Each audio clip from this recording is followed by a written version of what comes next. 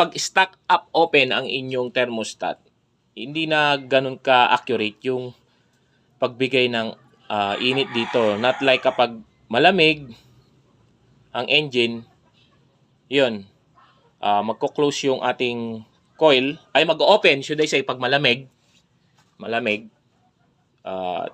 hindi niya pipigilan na magsara itong ating IACV. Kumbaga katulong ng IACV na mag-close palalo kung makuha na yung tamang temperature. Pero pag di pa niya nakukuha yung tamang temperature, syempre high RPM siya kasi nakabukas. Yan na. Yan. Yan yung explanation niyan mga kabasyong. Yan. Kapag hindi na-adjust ang inyong idle, kahit anong adjust nyo ayaw. Ito yun. IACV. So,